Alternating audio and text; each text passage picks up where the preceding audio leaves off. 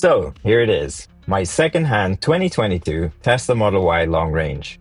Today I'm going to share my experience with this car, talk about its specs, features, and what it's been like driving a used electric vehicle with relatively high mileage at 76,000 miles.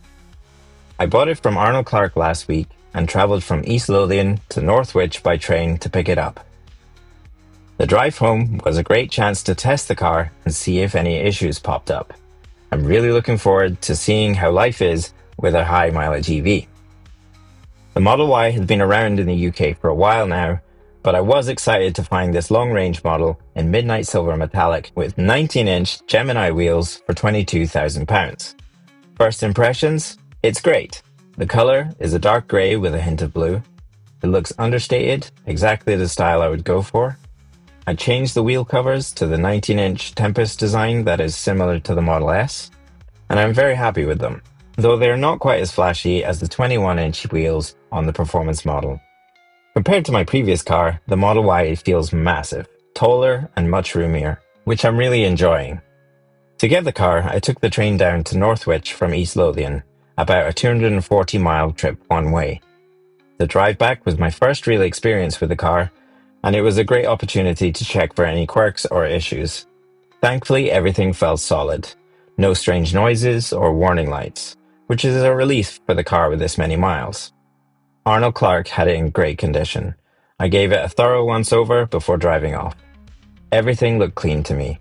It had just finished charging to 100% when I picked it up, so following the 240-mile drive, upon arriving home I had 23% range remaining, so it's very efficient. When you buy a second-hand Tesla, you can create or add it to your Tesla account. Typically, this is done once you have the V5C form, but that can take a while to arrive, so I used an invoice and purchase receipt. Once submitted, the car updated in 30 seconds with my profile. If you have had a Tesla before, it will transfer over all your settings, meaning you're good to go, which makes the transition feel effortless.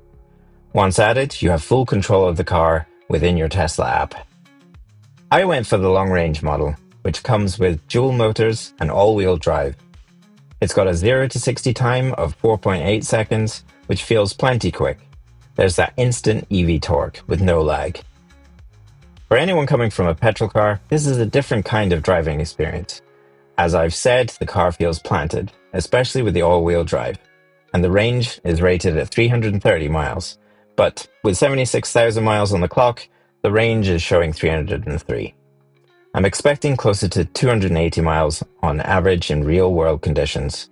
That's still enough for long trips, like going from East Lothian to the Highlands without any worry. The exterior is sleek, with all-black trim instead of chrome, which I think looks modern. The midnight silver paint hides dirt and scratches well, a bonus for a used car. The 19-inch wheels are fitted with 255/45 tires all the way around, which should be more affordable to replace than the staggered setup on the performance model. There's no carbon fiber spoiler or red calipers like the performance version, but I'm happy with the clean, minimalist look. The car isn't the prettiest, but the rear quarter is probably my favorite angle. It's wide and purposeful. Inside, it's the classic Tesla minimalism. I've got the all-black vegan leather seats, which are firm and supportive. They have really held up nicely. The center console has a wireless charging pad for 2 phones and tons of storage. There's a deep compartment under the sliding cover and more under the armrest. The steering wheel feels good, although it is losing adhesion where the fingers rest on the spokes. The massive central touchscreen is the only display, which can be a bit jarring for some people, but I'm enjoying it. It's less distracting than a traditional dashboard once you adjust. The rear view camera is super clear, which is great because the rear visibility is pretty limited, almost like driving a van. Space-wise, the Model Y is a game changer. The boot is huge, with a deep well underneath, along with a motorized tailgate. The rear seats fold down flat for even more room, and the front is surprisingly deep, perfect for stashing charging cables. This is why I wanted a hatchback EV. It's so practical for family trips or hauling stuff, especially with the tow hitch, which was an unexpected bonus. With an 18-month-old and a dog, the spacious rear seats are a big win.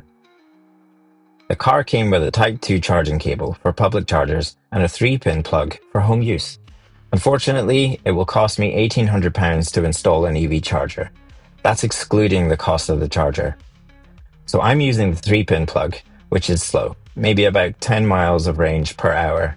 However, this does the job just fine, and the £1,800 will pay for a lot of miles charging on our current tariff. Charging costs me between 7p per kilowatt and 25p per kilowatt, depending on the time of day, which during the day is still a lot cheaper than petrol. Insurance is about £600 a year.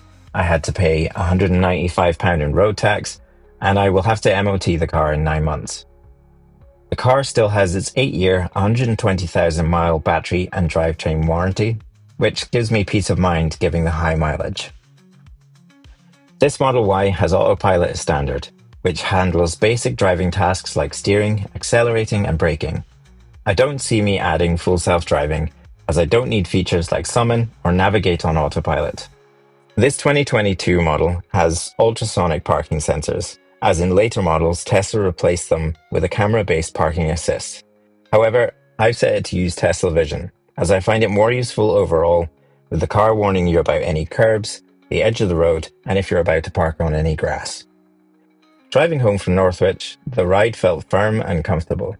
The 19-inch wheels and tyres definitely improved the harsher ride over the 20 and 21-inch wheels. The car feels solid overall, and I'm impressed with how well it's held up. I'm planning a few subtle mods, maybe black badges instead of silver, vinyl number plates for a cleaner look, and maybe even the acceleration boost, which drops the 0 to 60 from 4.8 seconds to 4.2. When buying a second-hand EV, if it is in warranty, I would recommend getting a service or an end-of-warranty inspection from Cleveland EV. They could save you a lot of money. I will be getting them to service mine, as Arnold Clark has a 60-day warranty. I'm excited to see how this high-mileage EV fits into my life.